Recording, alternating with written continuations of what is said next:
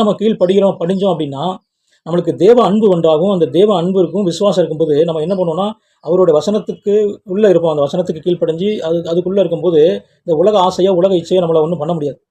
நம்ம அதை விட்டு விலகி நம்ம இவரோட வசனத்துக்குள்ளே இருப்போம். அது வேற மாதிரி இருக்கும். அதாவது நம்ம இயேசு மாம்சத்தில் இருக்கும்போது அவர் பாவம் செய்யவும் இல்லை, அவர் வாயில் வஞ்சனை காணப்படவும் இல்லை, அவர் யாரையும் அவர் நியாயம் தீர்க்கவும் இல்லை. அதே போல் நம்மளும் அவருடைய சாயல் நமக்கு வெளிப்படும்.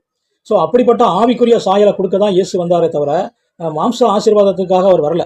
ஸோ அதான் இதில் அவர் சொல்லப்பட்டிருக்கிறார். அதாவது இந்த நியாயப்பிரமாண கற்பனைகள் கொடுக்கப்பட்டதோட நோக்கம் என்னன்னா, நியாயப்பிரமாணத்தில் விசேஷித்தவைகள் அப்படின்னு சொல்லப்பட்டக்கூடிய நீதி, தேவ அன்பு, விசுவாசத்தை நம்ம செய்யணும்.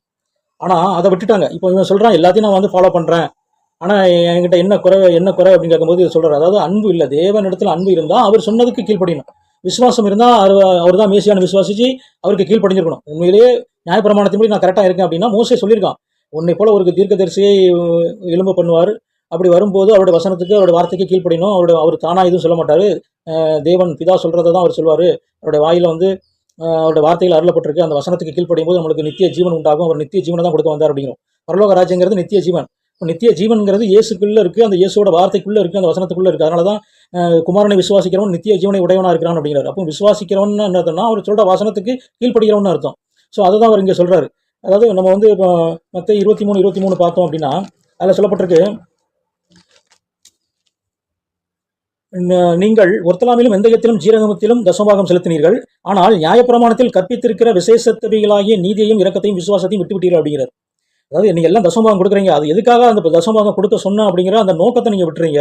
அது எதுக்காக கொடுக்க சொன்னா, அதை நீங்கள் அந்த தசமபாகம் கொடுக்கும்போது அதோட முதற் பலனை கொடுக்கணும், முதற் பங்கை கொடுக்கணும், பரிசுத்தமானதை கொடுக்கணும், அந்த மிருக ஜீவன்களில் முதலாவது முதற் பங்கை நீங்கள் கொடுக்கணும். ஆனால் நீங்கள் அப்படி கொடுக்கல. அதாவது இதை ஒரு கடமைக்கு செய்கிறாங்க. அதாவது தசமபாகம் கொடுக்க சொல்லியிருக்காரு அப்படின்னு கொடுக்குறாங்க. என்ன பண்ணுறாங்க அப்படின்னா, கண்ணு குருடா போனது, கால் நுண்டியா போனது, அப்படி எல்லாமே பலியிட கொடுத்துட்டாங்க. ஆனால் அதான் சொல்கிறாரு, நீங்கள் அந்த அன்பு இருந்திருந்தால் அது எதுக்காக அப்படின்னு உங்களுக்கு தெரிஞ்சிருக்கும். அந்த நீங்கள் நீதியை செஞ்சிருப்பீங்க என் மேலே. ரெண்டாவது அதை கரெக்டாக நீங்கள் ஃபாலோ பண்ணும்போது மேசியா வருவாருன்னு என்ன விசுவாசிச்சிருப்பீங்க. விசுவாசிக்கும் போது நான் சொல்கிற வசனத்துக்கு கீழ்பட்டிருப்பீங்க. நான் உங்களுக்கு நித்திய ஜீவனை கொடுத்துருப்பேன். நான் வருகிற வரைக்கும் தான் அந்த மாம்சமான காரியங்கள், இந்த மாம்சமான கிரியைகள்லாம். நான் வந்ததுக்கப்புறமா அது தேவையில்லை. அதோட ஸ்பிரிச்சுவல் ஃபார்ம் நான் தான் இயேசு தான் அப்படிங்கிறார். அதனால தான் சொல்கிறார், நானே அவர் என்று நீங்கள் விசுவாசிக்கப்பட்டால் உங்கள் பாவங்களிலே சாவீர்கள் அப்படிங்கிறார். இயேசு அந்த மேசியா அதாவது மாம்சத்தில் வெளிப்பட்ட கிறிஸ்தனா, மாம்சத்தில் வெளிப்பட்ட தேவன் அர்த்தம். இந்த இயேசுவை விசுவாசிக்கும் போது நம்மளுக்கு என்ன உண்டாகுதுன்னா, பாவ மன்னிப்பு உண்டாகி அந்த பிசாசின் மேலே அதிகாரமும் வல்லமையும் நமக்கு உண்டாகுது.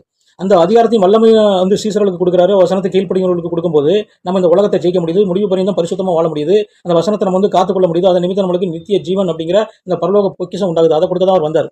அப்போ இயேசு கிறிஸ்து அப்படி அவர் நியாயப்பிரமாணத்தின் முடிவாக இருக்கிறார். நியாயப்பிரமாணத்தின் முடிவு அப்படின்னா அந்த கிரியைகள் அதோட கிடையாது.